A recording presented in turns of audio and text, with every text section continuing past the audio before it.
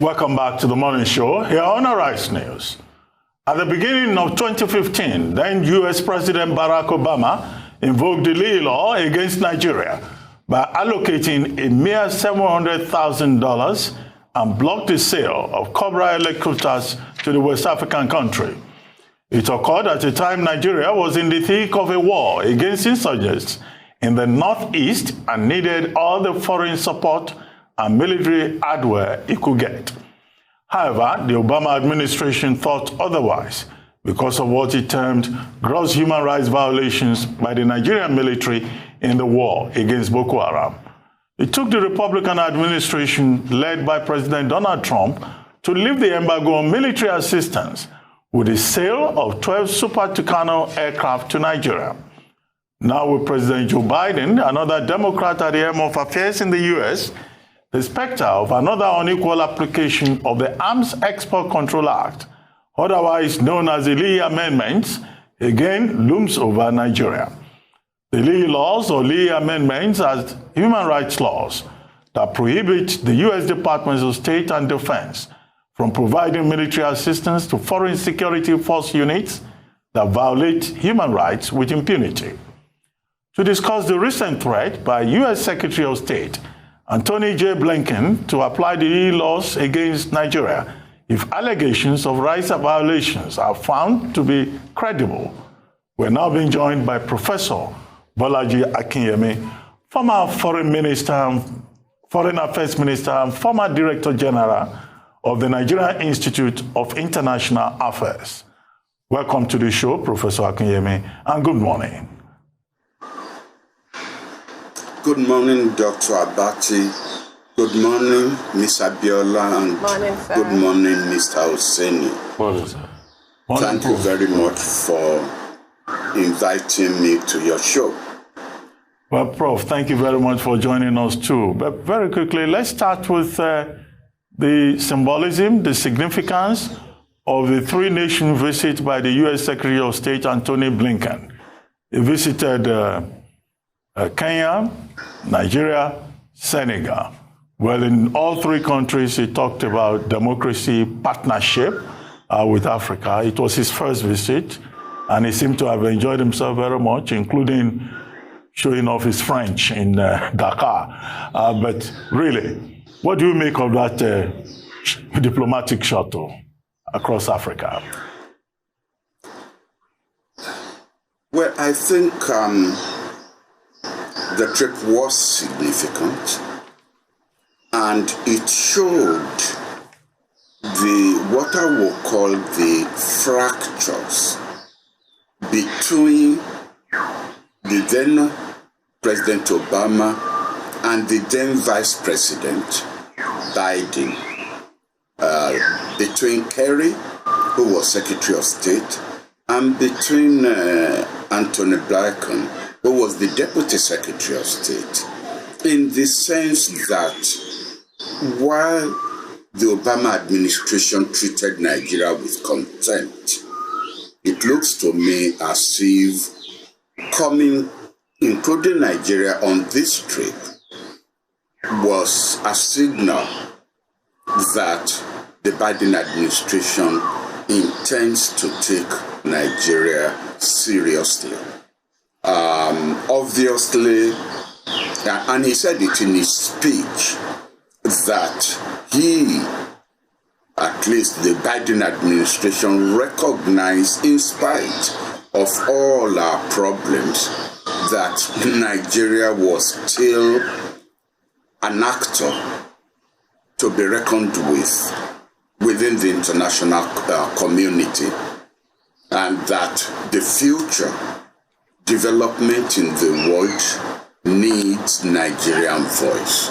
So that to me was significant. I hope you remember that even Obama flew to Ghana when he came on his African trip and ignored Nigeria.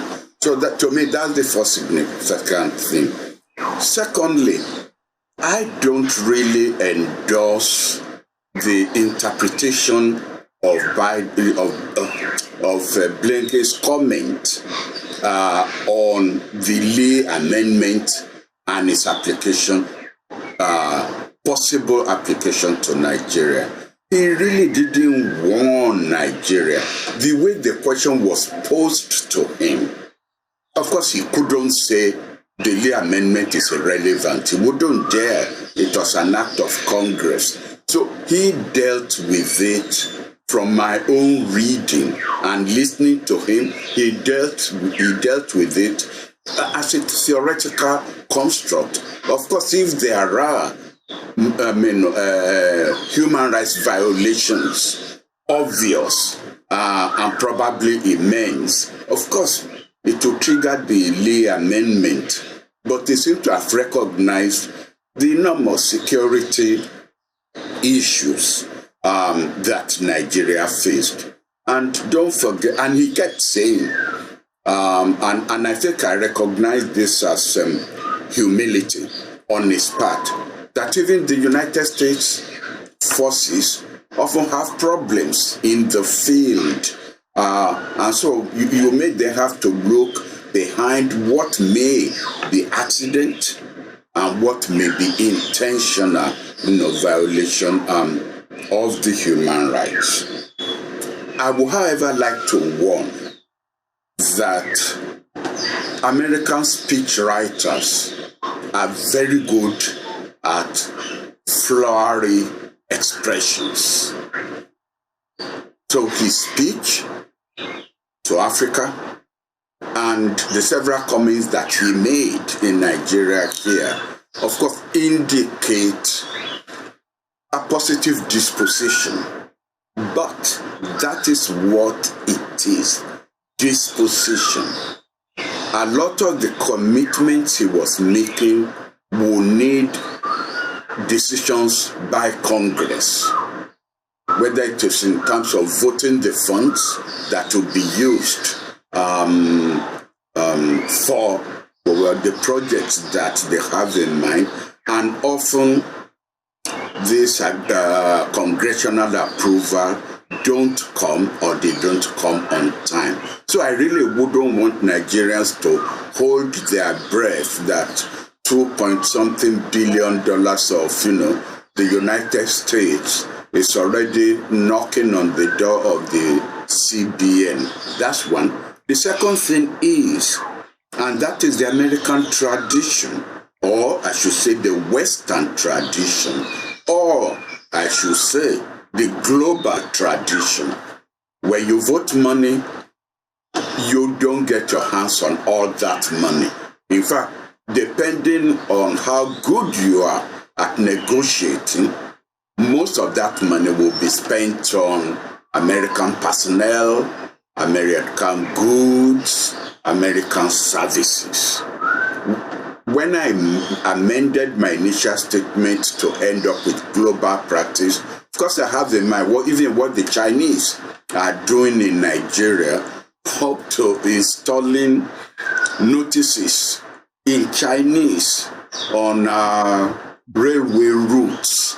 And in spite of how good Nollywood is, I understand, I haven't been on the trains, but I understand that it is Chinese films with subtitles that they play on the railway station. So it's a syndrome. It's a syndrome of donors to use as much of the money as they can, promoting their own interests. And yet you still pay back in full, hard-pressed and measured. Wow, thank you for that, sir. So I have two questions for you. So I'm going to start with a headline in this day newspaper that says, in double standard, U.S. threatens Nigeria with arms embargo while silent on Israel. What do you make of that? And secondly, what do you make of our inclusion on the religious freedoms blacklist by the Trump administration and the subsequent removal by the Biden administration? I think that, thank you, Tundu, for those two questions.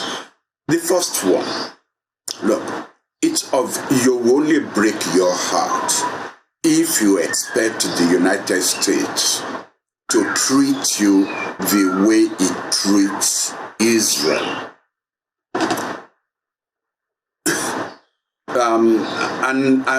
This is not hate speech on my part. I know better than to do that. But Jewish voters in the United States are very, very critical to the electoral success, especially in presidential elections. And there's no presidential candidate and no administration that will go out of its way to antagonize Israel or to do anything that may be perceived by the Jewish voters as being inimical to Israeli interests. They have a powerful voice in the media, which they will be prepared to use. I won't mention names, so there will be no ad hominem attacks on my part. But there are powerful voices on one of the global media in the United States who have worked for Jewish interest, public interest organizations. They won't put it on. If you go and look at their profile, that will have been removed. So you will think that they are neutral, whereas they are not neutral. Like Hawks, looking after his chicks, those voices are looking after Israeli interests. Let me give you one illustration. I understand. I mean, I cannot verify it. I don't run an intelligence agency. But I understand that there was a time when the Mossad, the CIA detected that the Mossad was planning to assassinate an American president. And I understood it took a call from the director of the CIA to Netanyahu, the prime minister of Israel at that time, that if they tried anything funny, Israel will regret it for the rest of his life. Now, whether true or not, I don't know. But to think that if that had been any other country, American B-52 bombers would be coming over that country before you could even finish breakfast. But Israel got away with it. And of course, you will recognize or you will remember Netanyahu's rudeness to Obama. Because Obama was not perceived as being pro-Israel enough. So there's no basis for you to try to differentiate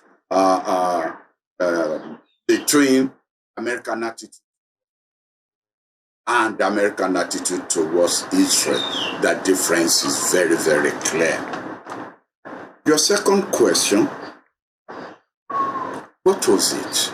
So don't remind me, please. Yes, sir. It was inclusion on the religious freedom blacklist by the Trump administration and subsequent removal by the Biden administration.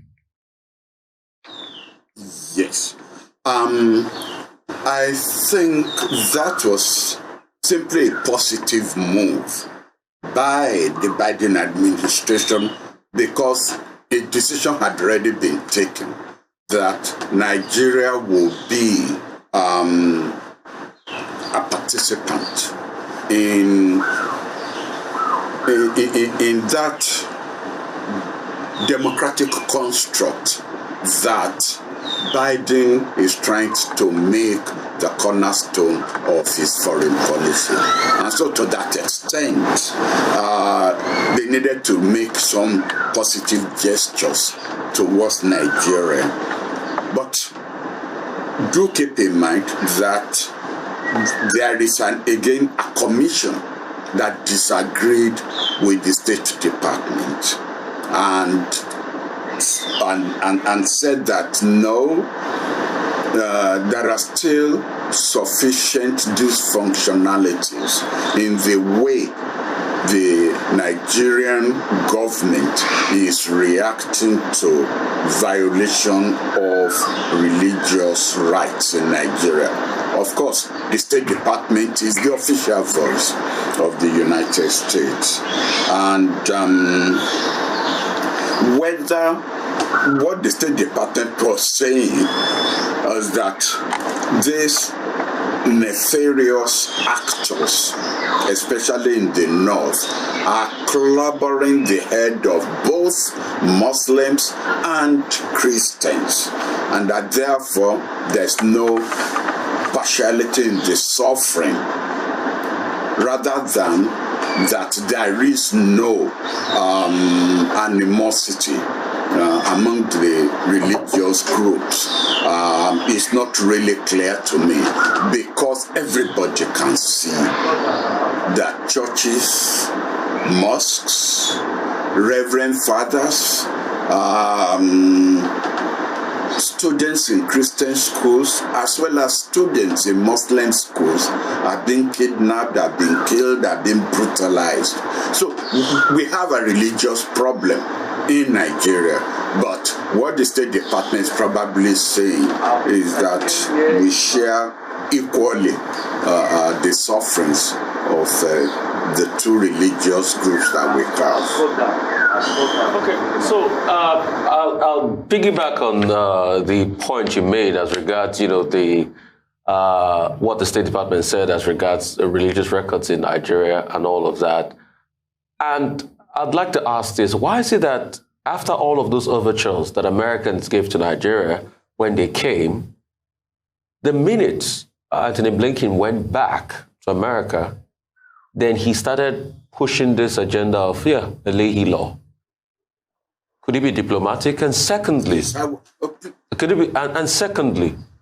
why is it that while they were having the joint statement, that's the Foreign Minister of Nigeria and Anthony Blinken, there was a touchy issue on China, and the Foreign Ministry of Nigeria was, trying to put flowery words around it and say it's a case of cost and all of that. But when you watch the body reaction of Anthony Blinken, he was not happy about the fact that China has done a lot in Nigeria as regards infrastructure. That's another angle to it. So what is really happening? This undertone about China? And why is that the Americans are not offering any better deal, as in terms of infrastructure and the likes?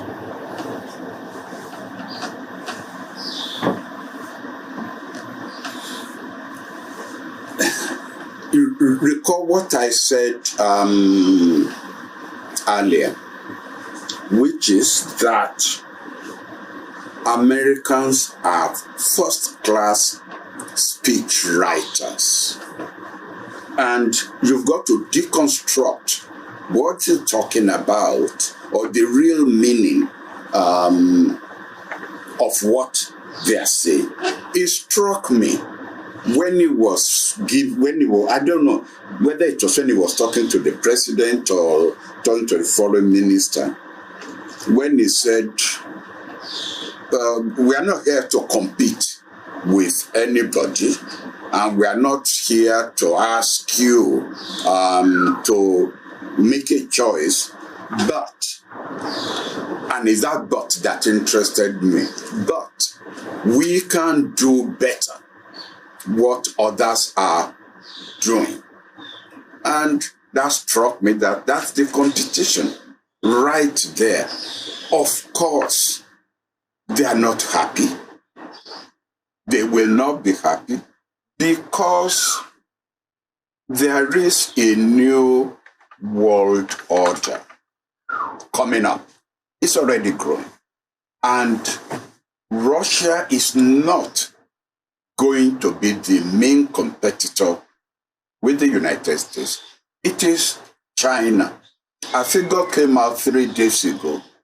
I don't remember the institution that released the figures, but it showed that in terms of the economy, China has overtaken the United States. Of course, militarily and strategically, America is still number one. But in terms of the economy, China has become number one. We are not going to be happy about this because this is a challenge, a natural challenge to the leadership and control of the new world order that is being put in place. And perhaps this even relates to the issue Dr. Abati raised at the very beginning, that this is part of why Nigeria was chosen. What and all, we are still a powerful voice to be reckoned with in Africa and in the world. This is not just, jingoism on my part. You see, our security forces behave badly in Nigeria. When they go abroad, they are first class. I monitor the United Nations Award for Excellence in the places where they have peacekeeping operations. And Nigeria is always rated very highly. It's when they come back home that the Nigerian factors kick in. This is not a secret to these global powers.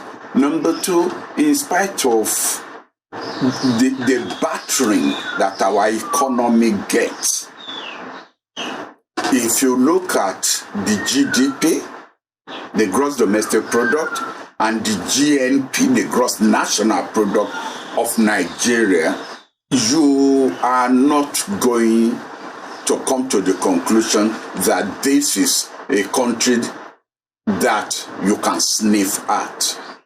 Now, I am aware of the report that came out even while the Secretary of State was here about Nigeria being 2 minutes towards collapse.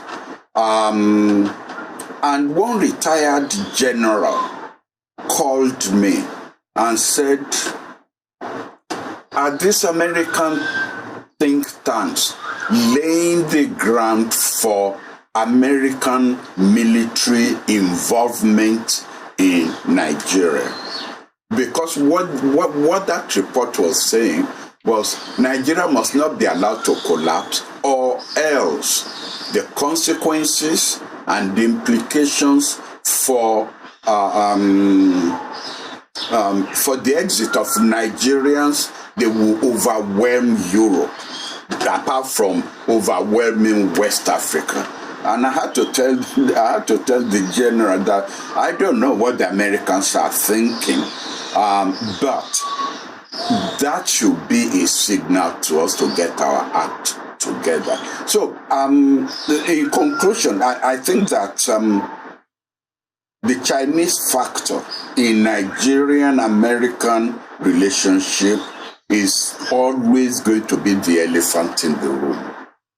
Well, Prof, I asked you earlier about the significance, the choice of those 3 countries, and the main themes, because oftentimes in this diplomatic business, there are cover stories, and then there is the substance. Now, in Kenya, Anthony Blinken was talking openly about climate change, about clean energy, but we all know that Kenya is going to have general elections in 2022.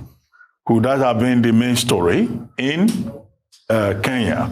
Now, in Nigeria, okay, you've talked at length about Nigeria and what the issues were. Democracy, the largest democracy in Africa, should not fail. But at the same time, there were other things that were put into that basket. Democracy, COVID-19 vaccination, and all of that. And then in Senegal, Macky Sall is going to be the next chairman of the African Union. But openly, Anthony Blinken talked more about COVID-19 vaccination and what Senegal is doing with COVID and all of that, and partnerships that can be forged with Senegal. But in that same Dakar, later this month, there's going to be the China-Africa Summit. Could that be the main story?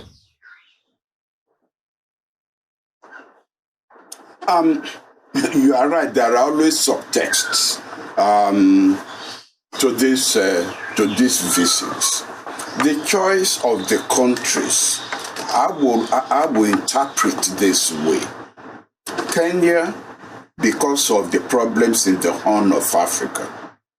Don't forget that even though Obasanjo is the AU point man in the Horn of Africa, especially in Ethiopia, the Kenya president, before the visit of the Secretary of State, had been on a visit to Ethiopia, trying also to talk to the different parties.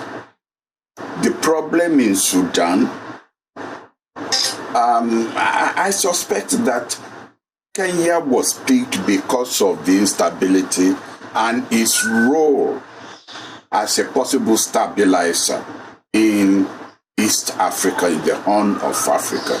That's probably why Kenya was picked. We were picked again for obvious reasons. He didn't hide the fact that the strategic position of Nigeria in the world and in West Africa and in Africa speaks for itself. Now, when often I say to people, Nigeria's strategic role in the world, they kind of open their eyes and look at me as if, Prof has gone around the bend. What strategic role in the world? The fact is, in developing a world order, it's like, what do you call, when you have pieces, different pieces, and you have to gradually put the pieces, the jigsaw puzzle, and you gradually put the pieces together in order to have that holistic picture that you are looking at. Nigeria comes with the African voice to that table. The United States is not going to sit in Washington and say, that the part of the jigsaw puzzle that is Africa, we will determine it in the Department of State. No. So, when I talk about Nigerian global stature in the world, I'm not saying that Nigeria is going to affect, it could influence, but I'm not saying Nigeria will affect what is happening in the United States or in Russia or in China. What I'm saying is that when it comes to the African input, Nigeria will definitely be recognized as that voice. Now, you may ask, why not South Africa?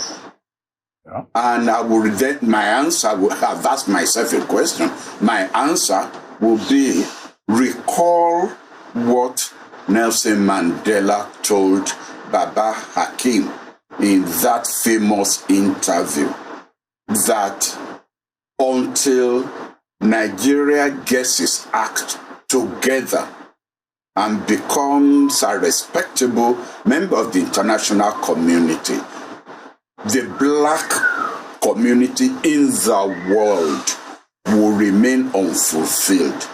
He didn't say South Africa because he knows that he knows that developments in Nigeria are under the control of black people, not a white establishment. He recognized that the white establishment controls industries, factories, the economy of its own country. Whereas in Nigeria, we have, although we are not where we should be, but the solidity of where we are is because we are controlling it. So, and I think that's why we were picked. Senegal represents the Francophone voice now. It used to be the Côte d'Ivoire, but given the domestic instability in Ivory Coast, it is now Senegal. And of course, you've pointed out that the Senegalese are going to be the chairman of the African Union, the next one. And that's why he went there. But it is significant, however, that he was talking about the Senegalese development of COVID-19 vaccines. The Senegalese are way ahead of us. We destroyed our own capability for developing vaccines. We used to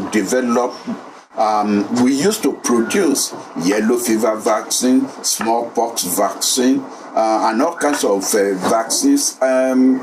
First at in Yaba here, and then at Vom in Jos. But like everything else, maintenance is our problem. I mean, the vaccine development will need $20 million. You will allocate $5 million to them and ask them to get on with the job. It simply didn't work. So we destroyed our capability, but Senegal is far ahead of us in that, and I'm not surprised that he emphasized cooperation with Senegal in that area. Well, thank you very much, Prof, for joining us on the morning show.